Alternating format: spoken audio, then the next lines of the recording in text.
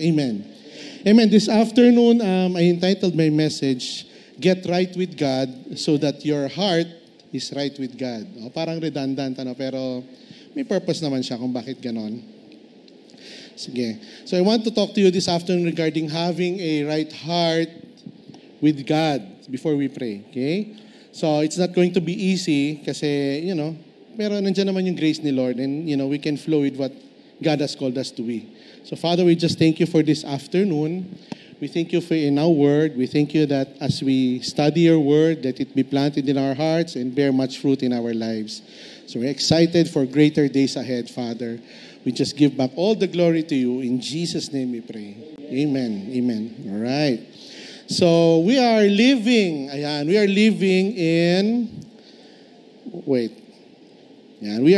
in a very interesting time where a lot of people are no longer connected or no longer concerned with God issues. Maraming tao ang nabubuhay para na lamang sa pansariling interes or pakinabang. Ano bang kikitain ko dyan? Ano ba yung mapapala ko dyan? Ano ang mapapala ko sa mga bagay na yan, no? Minsan, I'm sure naririnig nyo yan, no?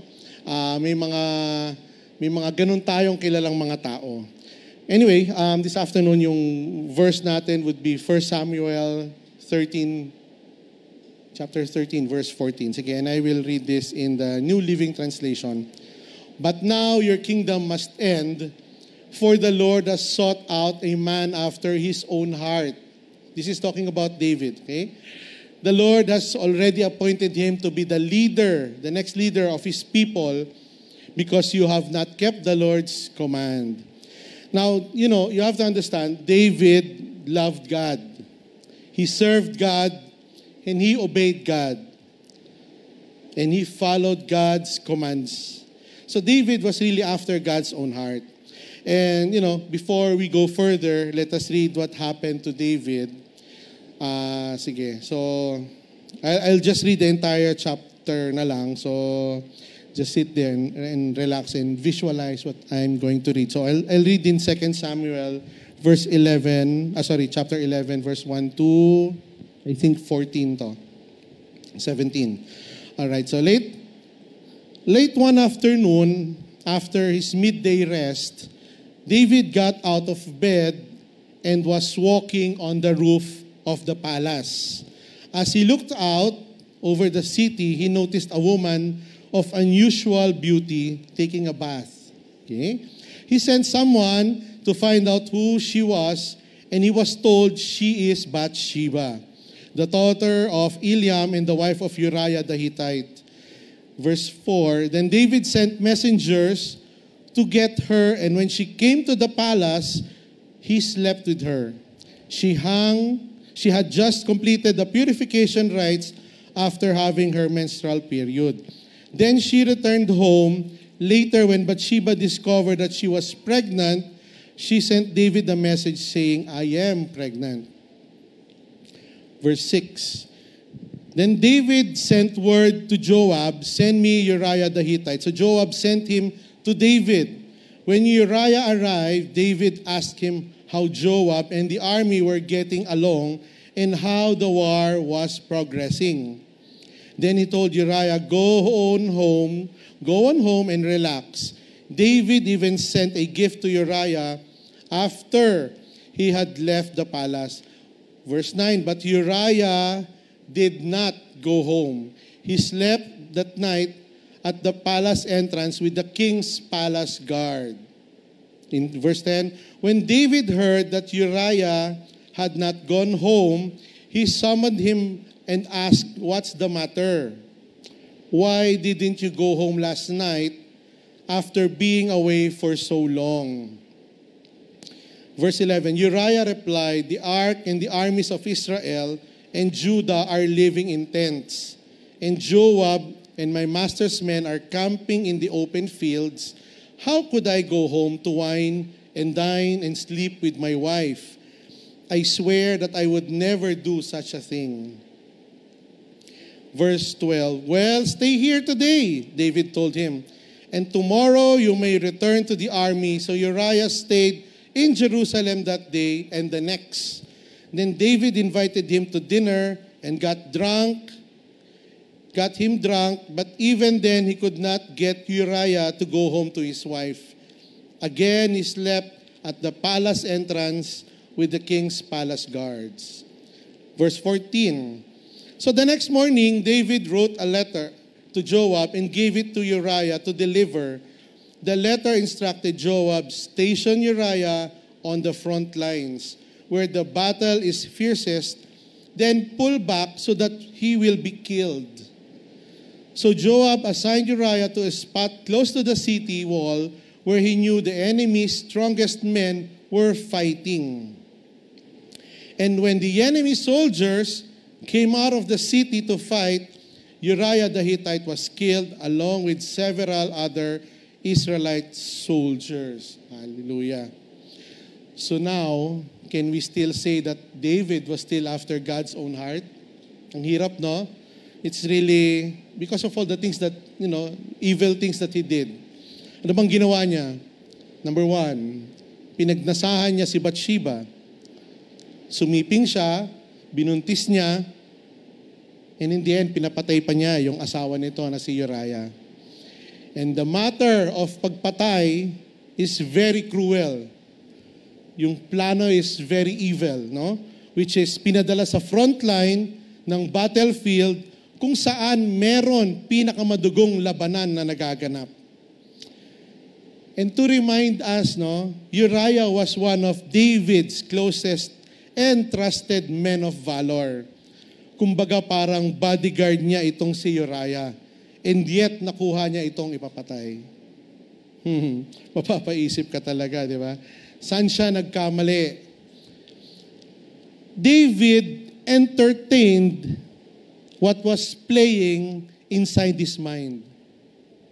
Di ba? His mind was poisoned by what he saw. And he put it into action. It led him to deception. It led him to murder. Murdered Uriah. Okay? After that, his life spiraled down after falling in this trap. It led him to sin. Because of David's action, it led him to sin. He sinned not only to God, but also to his family. His heart was not aligned with God. And, because of what happened, his life spiraled down. And the consequences was not immediate, but it definitely destroyed him. There's a saying di ba? I'm sure narinig nyo na rin to, no? So remember this, church, okay? Sin will take you further than you want to go. Sin will keep you longer than you want to stay. Sin will cost you more than you want to pay. And sin will produce other sin. And you don't want it. We don't want it, church. Amen. Amen. Minsan yung mga inaakala natin na maliit na bagay, akala natin, okay lang yan. Sa mundo, everybody is doing it. Since everybody is doing it, okay na rin, gawin na rin natin. No? For some, maliit lang naman na kasalanan. May mga tao na inisip nila, okay lang yan. Maliit lang na bagay yan. Minor lang yan. Barya lang naman yan. Hindi naman mapapansin yan ng boss natin. Okay lang yan. Mahal mo naman eh. Never naman naging mali ang magmahal. Kaya lang, pareho kayo may asawa. Mayaman naman si boss, di niya mapapansin yung kinukupit natin. Mayaman naman ang kumpanya. Pwede nating i-overcharge yung overtime natin. O kaya, worse, gawa natin ng istorya yung tao. Sin always starts small. And it will never, a person that is sinning will never be satisfied. It's going to create more issues in our lives. Lalaki, ng lalaki, ng lalaki. Church, when we are not right with God, we fall into every temptation. Yung mga binanggit ko kanina, temptation lang kasi yun eh. May barya sa harap mo, may opportunity patungan yung presyo. Those are temptations. And, temptations talaga is real. And, temptation naman is not a sin. Okay? Temptation is not a sin. But when we fall into temptation and we act on it, then it becomes a sin. And when we sin, we lose our intimacy with our God. When we lose our intimacy, paano mag-pray? Ang hirap, mabigat. Di ba? Let's say, gabi, matutulog ka na lang, you want to pray. Pero if you are in sin, di ka makakatulog, kapatid. We lose our intimacy with our God. When we sin, we lose our joy. Hallelujah. We lose our joy. Pansinin nyo, yung mga taong may mga pinagdaraanan, sila yung salubong yung kilay, nakasimangot, palaging galit, no? Parang buong mundo, pasan-pasan nila. When we sin, we lose our joy. When we sin, we lose our passion. Alam niyo sa church na ito kung bakit napakadaming volunteers? Kasi the passion to serve others is very huge in this place. Marami tayong servant volunteer sa church na ito. When we call into an outreach, magugulat ka, kapatid. Maghapon lang yun, nandito na yung mga volunteers, ready na to go, ready to repack. Isa yun sa mga blessing ng church na ito eh. Marami tayong volunteers na na nasa tama yung puso nila, na kay God ang puso nila. Anyway, going back. When we sin, some will lose their purpose. When we sin, we lose our purpose. Nandun ka na, kapatid, naka-align ka na sa will ni Lord para sa buhay mo. Kaya lang, dahil nga pumasok ang sin, nawala ang purpose mo. Nawala ang calling mo. Nawala ang gift mo na tin-entrust ni Lord sa buhay mo, sa puso mo. Amen. Do you agree? Okay pa ba kayo? Okay. Now, how do we get back on track? How do we get right with God? Ito yung maganda. Acts 13, verse 19. New Living Translation, please. In order for us to be, in line with what God has planned us and called us to be, is we now repent of your sins and turn to God so that your sins may be wiped away. Hallelujah. So remember this word, repent. Sabihin nyo nga, repent. Hallelujah. So I have sinned, Lord. Help me. I need help, Lord. We need to ask God for help. Sin is not to be treated lightly.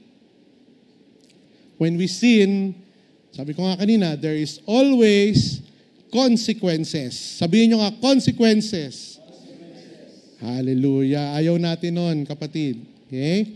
We ask God for forgiveness. Now, forgiveness means more than just saying, I'm sorry. I'm sorry, Lord. Alam niyo ba yung word na sorry, kung hindi natin siya i-attach sa biblical word, yung sorry should mean na hindi na natin uulitin. Yun talaga yung general idea ng word na sorry. Halimbawa, umuwi ka ng gabi, nasan si Brother Larry? Ikaw na lang sa sample ko. Si Brother Larry umuwi ng gabi na hindi nagsabi sa misis niya. Yan. Kunwari lang. Hindi naman niya ginagawa yon. Amen. Okay? So, syempre, magsosorry siya sa misis niya. Sorry ginabi ako. Hindi na mauulit. So, yung word na sorry, aasahan naman ng kanyang wife, si Wendy, na hindi na uulitin ni Larry. Yan. Yan talaga yung purpose ng word na sorry. It should not happen again. Pero alam nyo, yung buhay ng isang Kristiyano kasi, yung repentance is unending na, salita. Kasi there will be times talaga na paulit-ulit tayong nagkukulang o nagkakamali. Repentance means turning around and living your old life. Repentance will lead you to having, a right heart with God. Repentance will lead us to salvation, and God will talk to you, and will talk to your inner man. Earlier passages was talking about, let's say we are clothes in our, let's say may t-shirt ka. This would example lang, this would mean our salvation, and our jacket or our coat would mean the coat of righteousness. So when we sin and when we repent, God talks to our inner man, and that will lead us into repentance. Okay? Remember, when Jesus was at the cross, pag nag-rema ito when I was talking with my wife when Jesus was at the cross, bawat palo na ginagawa ng mga Romano sa kanya habang pinapako siya, alam mo, sa tingin ko ang sinasabi ni Lord, mahal ko kayo. Pinalo siya sa kaliwang kamay ng mga pako, mahal kita. Mahal ko kayo. Bawat sugat at mga latay na tinamunik Jesus sa krus, it represented love. Mahal ko kayo. Mahal kita, mahal ko kayo. Ginagawa ko to dahil mahal ko kayo. That should have, that should have a meaning para sa bawat isa sa atin. We call ourselves Christian, and we take it lightly what He did on the cross. Okay? A Christian life, ito yung sinasabi ko kanina, a Christian life is a life of repentance. God will never stop convicting our spirit when we are not doing right. Repentance is not a one-time thing. Isipin niyo po ito Napansin niyo na ba na pagka may nasabi tayong kasinungalingan or hindi totoong bagay, hindi tayo at ease, hindi tayo relax, no? Parang there's something, kasi alam nating mali. Okay? Let's say, kinat ka sa kalsada. Yan. So the way I drive, ewan ko lang. Anyway, so, let's say, nag-drive ka, kinat ka, minsan, nabe-blur out minsan yung salita na mali, na hindi maganda. Or, madali kang mapikon, mabilis uminit ang ulo mo. Pansinin nyo, maghapon, mabigat yung araw ninyo. Mabigat. Mahirap yon sa panahon niya kasi marami na may dashcam, no? Kilala niyo si Mang Boy? Sikat yun dati, di ba siya yung nangkasa ng barel dun sa sa cyclist. So you have to be, aware sa surroundings niyo. Iba na talaga panahon ngayon. Okay? Maraming may camera, maraming may video. And you will be judged based on your actions. Diba? Our society is now where we are because people are not in tune with God's heart. Bakit ganito yung bansa natin? No? Parang may left, may right, may middle, may backward. Proverbs 14:34. I don't know if nabigay ko siya. Proverbs 14:34 says, righteousness exalts a nation, but sin is a disgrace to any society. Sin is a disgrace to any society. Maraming tao ang kalos na ang mga puso. What is kalos? Okay? Sa dictionary, dinidescribe siya as insensitive and cruel, disregard for others. Parang I'm not against anyone naman ng mga vloggers, pero ang pinaka-hate ko is yung mga vloggers na they would, magpe-present ng pagkain dito sa isang, let's say, homeless guy, and they would have it, naka-live sila, And then they would, act as if tinutulungan yung tao and they are caring for that person. But in reality, ang totoo talaga is they're just concerned sa channel nila, sa mga views. Kasi nga naman, people make money on the, sa views. That's not bad. It's just that yung purpose, minsan, pangit, yung motibo. Okay? Ano ba? Sample, kami po kasi, sa construction po ang line ng business namin. Ano po? Yun po yung hanap buhay na pinagkatiwala sa akin ng Panginoon. Diyan po ako kumikita para to provide for my, my family. At napakaraming storya pagdating sa construction, mga kontratista. Meron diyan mga tinakbo ng contractor yung pera, meron naman hindi tinapos yung project, meron din naman na nag-deliver yung hardware sa site, sa project site, at nag-deliver din siya ng kalahati sa bahay ng contractor. You know what I'm getting at, di ba? A lot of dishonest people in construction. And, being a Christian, we honor our words. We honor our words. Hindi tayo pwedeng okay lang, pasimple-simple lang. We have a responsibility. Kasi we carry the name of Jesus, di ba? Your heart should be right with God. Bakit nila nagagawa yon? Kasi siguro nga, dahil wala si Kristo sa puso nila eh. Can you imagine na ikaw believer ka, naniniwala ka kay Lord, you come to church every Sunday, you worship, you pray with your family. Kaya mo bang gawin yon? Hahatiin mo yung delivery ng materyales, hindi mo tatapusin yung project, gagalawin mo yung pera na para sa construction, hindi mo naman personal money yon. And a lot of stories, my gosh, kung malalaman nyo lang. I'm sure may mga friends kayo na, nakakwentuhan na may mga na-experience na ganon. Pero alam nyo, kami po mapagmamalaki ko po ito. Alam nyo po kami, we started very small.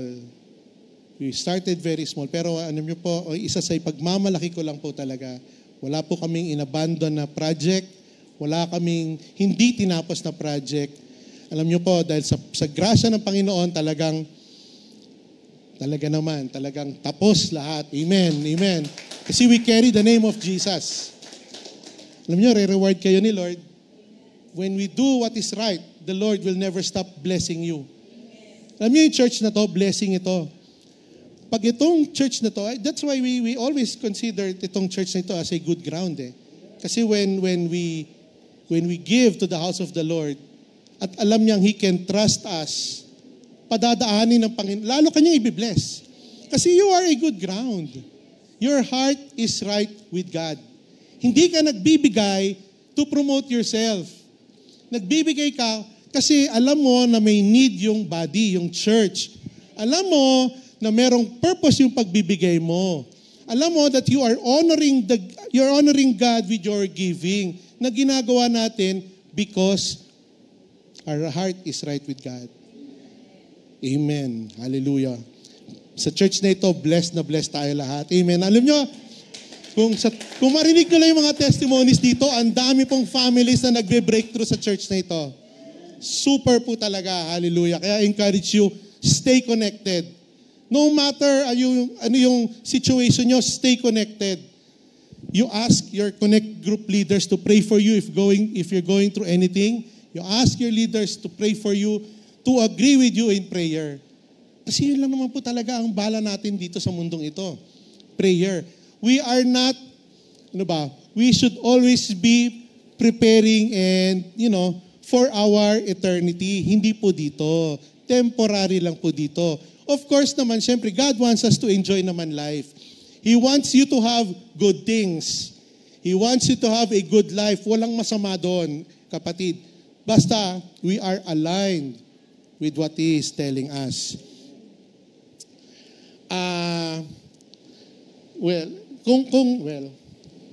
Kung kayo ay FB friends ko, you would always, marami naman dito may FB friends ko talaga. You would always see me posting kung ano yung mga ginagawa kong projects. Why? Why do I do that? I don't do that because I want to brag na marami kaming ginagawa. Ang dami namin projects ni Henry.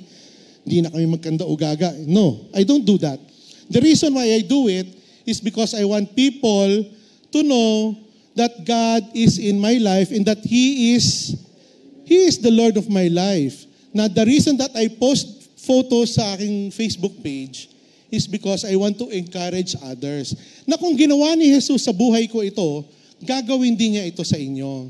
I remember, kasi nga sabi ko nga, I started small eh. Darating yung mga in-laws ko, from Pampanga sila eh. Darating yung mga in-laws ko, minsan, pambili lang ng soft drink, wala ako eh. Ganun yun, ganun kabuti, Lord. From that, kung si Pastor James, merong karag-karag na pickup na naging Land Cruiser, kami po, ganun po naman.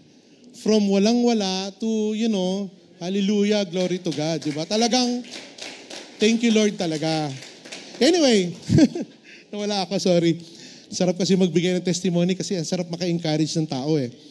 Why did God, balik tayo. Why did God choose David? Why did He love David? Because David appears to have been a man without self-pride. Napaka-mababang loob niya. God could not resist a man who only had humility to offer. God chose him to fulfill a covenant. Hallelujah. God chose him to unite Israel. Can you imagine kung wala si King David? Di ba?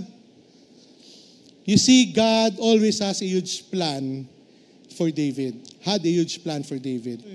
Anyway, going back, as a believer, we need to have a right heart. Having a right heart for God keeps us grounded on His Word. Hindi tayo madaling masway to the left, to the right, to the left, and not given to peer pressures. No? We need to make right decisions. We need to come to God and not run away from Him. Come to God, not run away from Him. We need, having a right heart is having a right relationship with Him. We need to be accountable to God. You want to have a right heart with God, then stop making excuses. Hallelujah. Stop making excuses. Assume responsibilities. Don't blame others for your sins, for your mistakes. Tandaan niyo yung joke na yan para may bala kayo pag nag-gather kayo sa mga parties niyo. Without peace with God, you will never have peace within yourself. Diba? Get right with God, then get right with people. Isaiah 48:22. But there is no peace for the wicked, says the Lord. Hallelujah. We can't stay in sin. We can't stay na malayo sa puso ng Panginoon. We need to get right with God ASAP. Don't delay. It's there, no? Sa Isaiah, it's there, it's written. You want peace in your life, get right with God. Transgression, ayan. What does it mean? Transgression means rebellion. You have to remember, Lucifer started a rebellion. At saan siya napunta? Diba? You need to start to learn and accept responsibilities. Stop pointing fingers. Stop washing your own hands. Sin is not only against people, it is against God. And when you realize that sin is serious, then you will stop making it. But if you take sin lightly, then you will keep repeating it. Kupit dito, kupit doon, porno, alak, sugal, addiction. Alam nyo, watching porn, sinisira niya yung minds natin. Nati-trigger yung something is there, triggered sa brain natin, then, nagiging weird tayo, and, when we start to entertain those thoughts, and then we put it into action, we hurt people. If you're married and you're into porn, you hurt your spouse. So don't entertain. Do not entertain. Okay? Lumalalim kasi yung imagination natin eh. Tapos we tend to, kumbaga, if you're tempted, wag na. Turn off mo na kagad. Di ba? Itong laptop ko na to, tagal kasi ako hindi makabili ng laptop eh. So, nung time na nakabili ako, the only time that I use this, kaya mababa pa yung storage ng memory nito eh.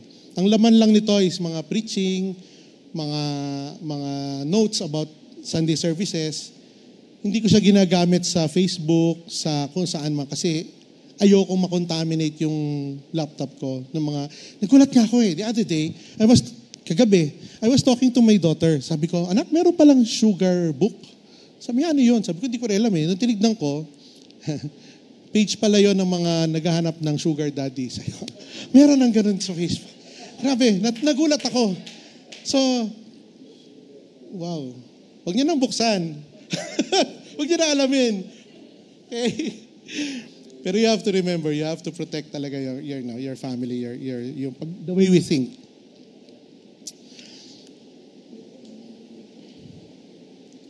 Yung sin starts small, no? Yung pagnanakaw, nag-uumpisa yan sa malilit na bagay. Then, barya-barya, 100, 1,000, hanggang eventually million. You have to remember, what you feed grows, and what you starve dies. David's life shows us that when we make mistakes, God can and will always be true to us. He will never leave us alone. Even when David manipulated Uriah and sent him to his death, God still forgave him. God will forgive us because Jesus died in the cross for us all. Pero yun nga, we need to accept the consequences. There can be no forgiveness without consequences. David wrote Psalm 51:10. Create in me a clean heart, O God. Renew a loyal spirit within me. You want to have a right heart? Then remember the 4 A's. Yan, 4 A's. Number 1, ito may exam din to. Mamaya. Number 1, approach God with reverence. Repentance. Second A, assume your responsibilities. Do not blame others. Number 3, third A, accept God's forgiveness for your life. Huwag mo na i-condemn yung sarili mo, kapatid. Alam naman niya yung puso mo eh. Di ba? Number 4, accept the consequences of your actions. Hallelujah. So, may natutunan po ba tayo? Sige.